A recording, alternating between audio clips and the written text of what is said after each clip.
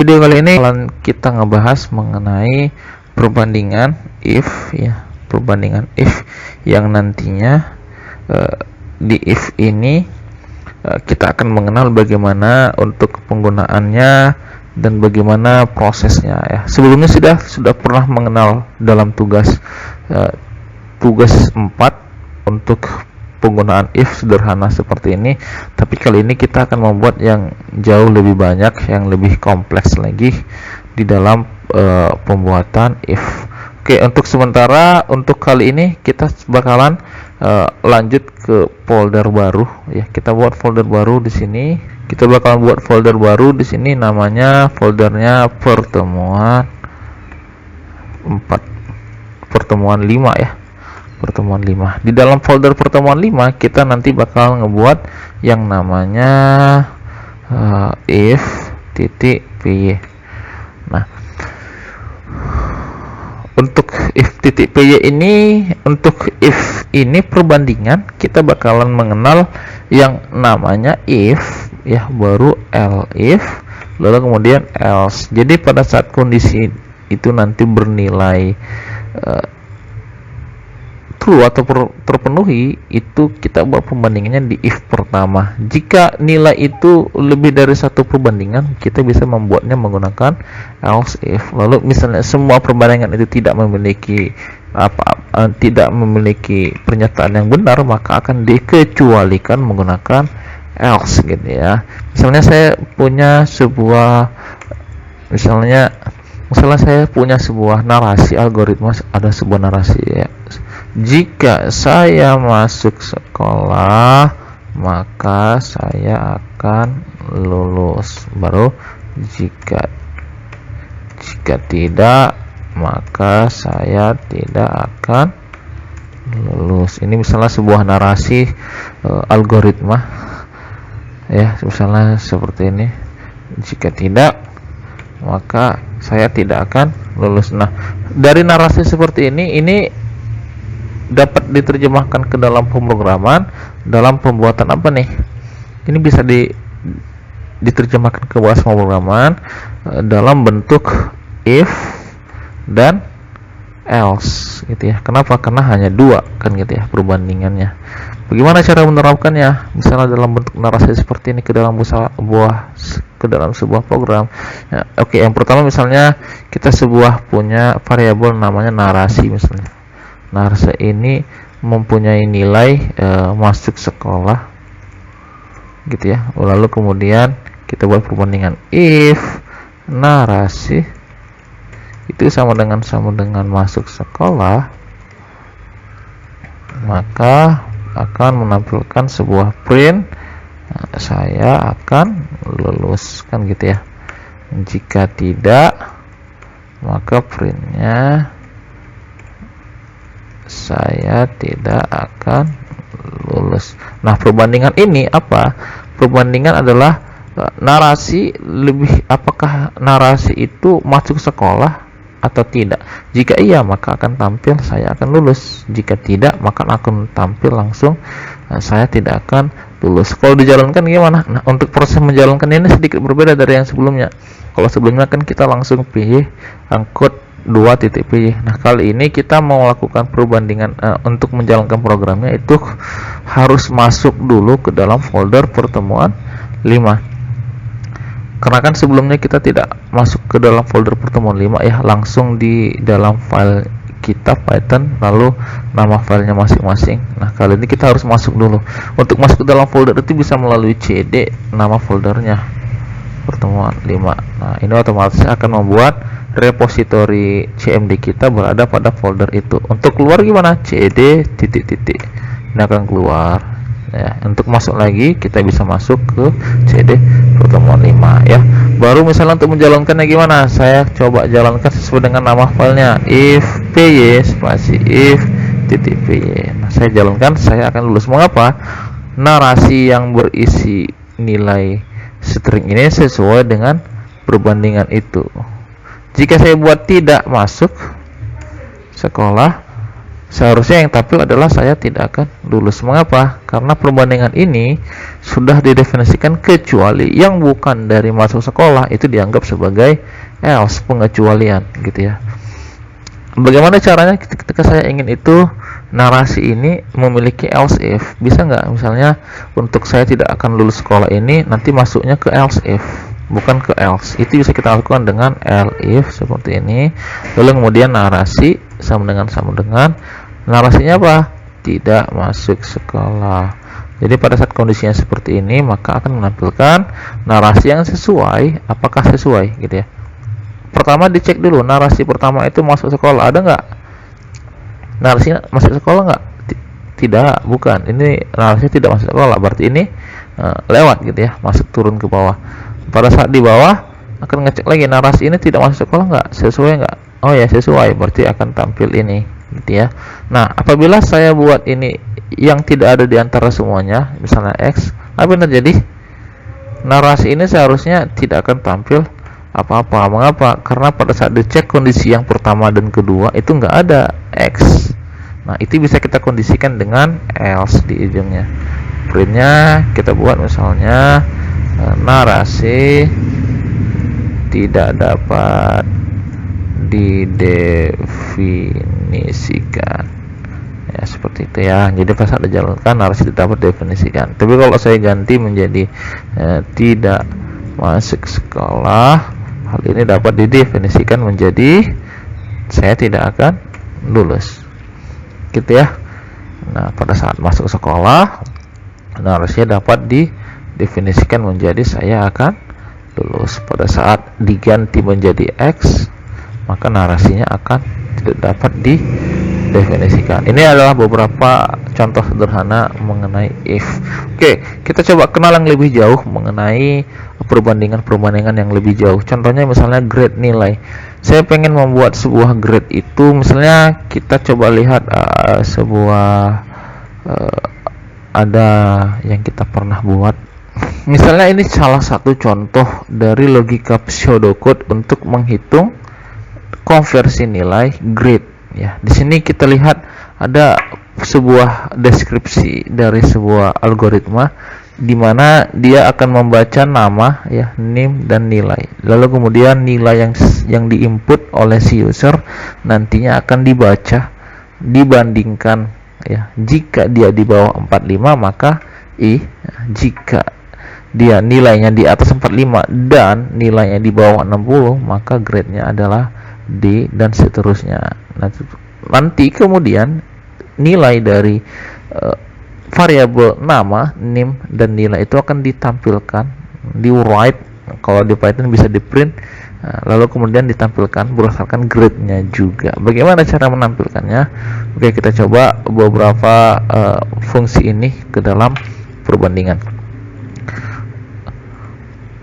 Oke, kali ini kita coba yang lebih luas mengenai grade. Untuk pertemuan 5 kita coba buat file baru namanya grade.py.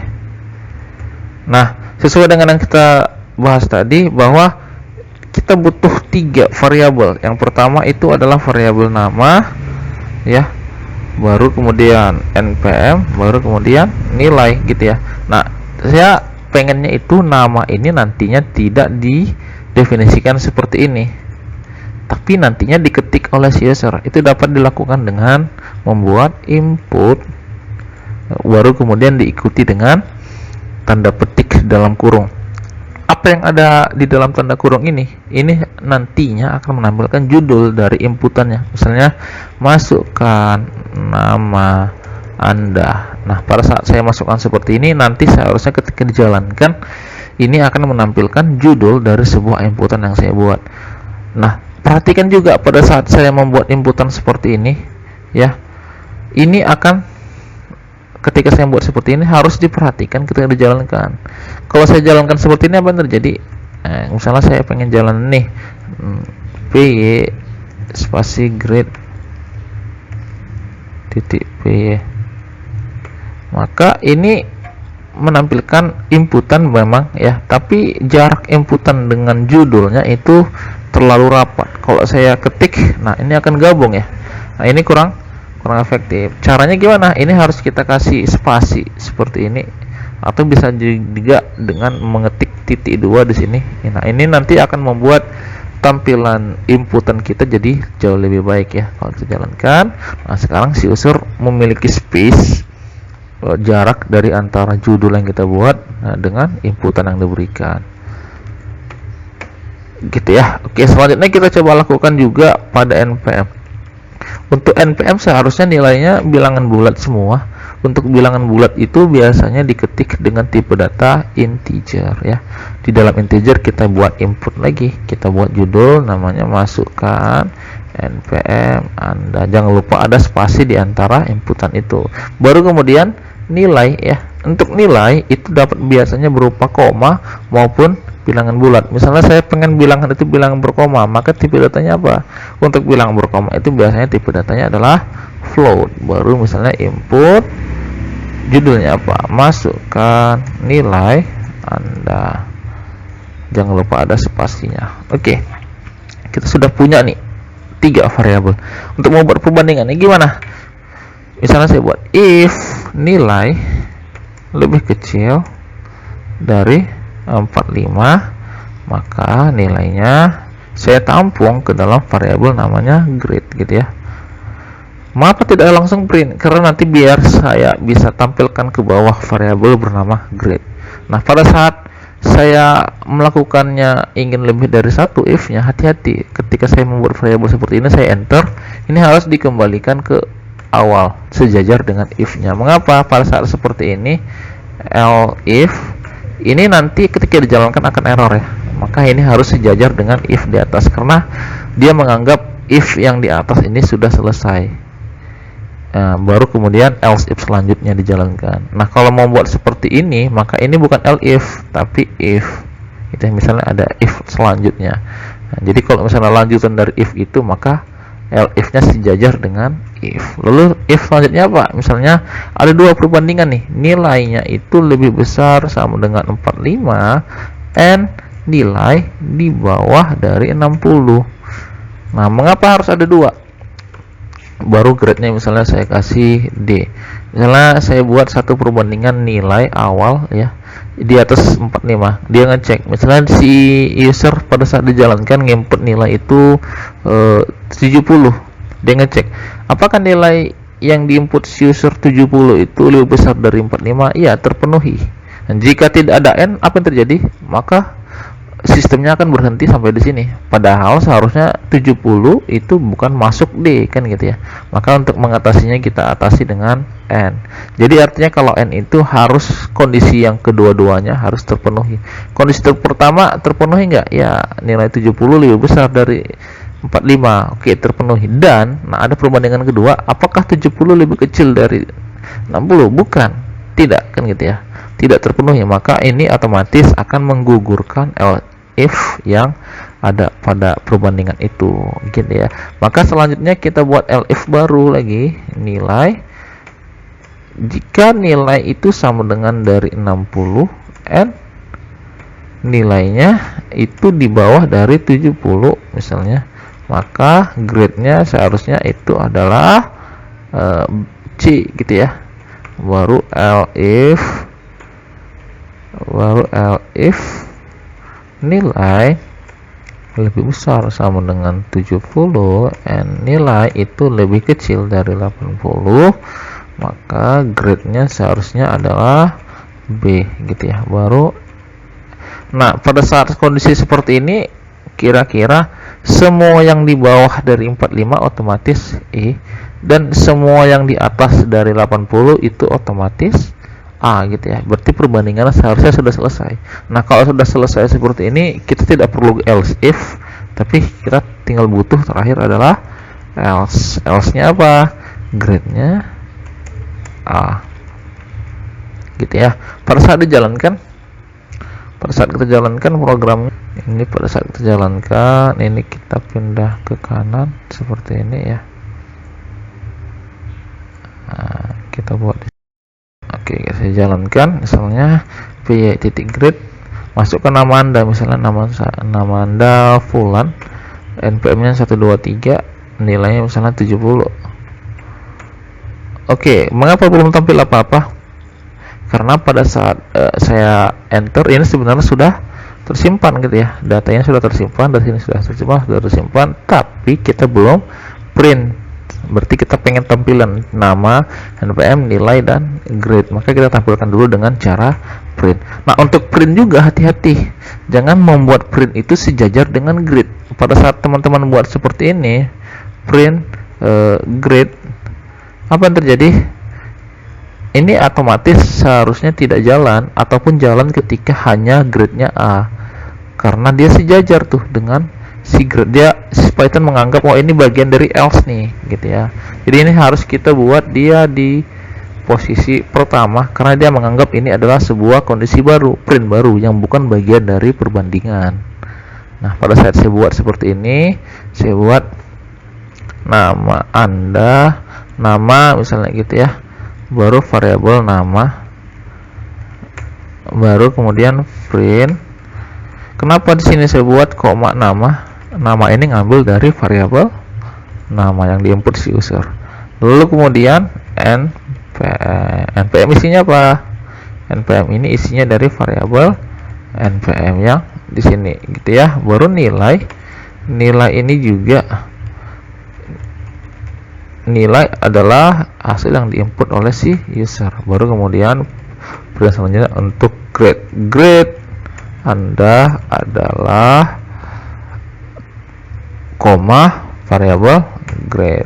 Kalau saya jalankan, seharusnya ketika dijalankan apa yang terjadi? Masukkan nama Anda Fulan, npm 123, nilainya 70. Nah, sekarang ditampilkan nih nilai variabel ini dikembalikan gitu ya, menggunakan print ya. Nama Anda Fulan, npm 123, nilai 70,0. Kenapa di sini ada koma? Karena nilai awal tadi tipenya nilai itu kita buat float, maka pada saat tampil dia menghasilkan nilai float. Grade Anda adalah B.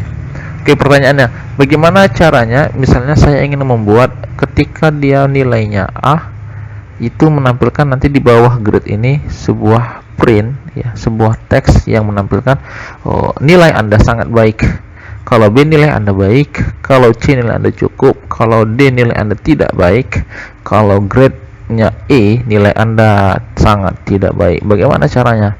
Oke, itu bisa teman-teman lakukan dengan cara membuat if di bawahnya, atau membuat variabel baru di sini ya. Saya lebih senang membuat variabel baru di sini. Saya buat variabel di sini namanya keterangan, misalnya ini saya buat sangat tidak baik gitu ya. Baru kalau dia D, saya buat grade-nya itu tidak baik. Baru kalau C, keterangannya cukup. Baru kalau B, keterangannya misalnya baik. Baru kalau A, keterangannya istimewa. Nah, seperti ini. Nah, itu bisa kita langsung panggil dia di bawah, misalnya print nilai Anda baru koma variabel. Oke, coba kita jalankan. Masukkan nama Anda Fulan, npm 123, nilai Anda misalnya 80. Nah, nilai Anda istimewa. Kalau 70 misalnya Fulan, npm 123, nilai Anda 60,5, nilai Anda cukup gitu ya, dan seterusnya. Ini demikian untuk penjelasan mengenai grade yang nantinya yang dilakukan menggunakan else if ya di dalam Python. Oke, sampai ketemu lagi di video selanjutnya yang akan nantinya kita bahas mengenai for.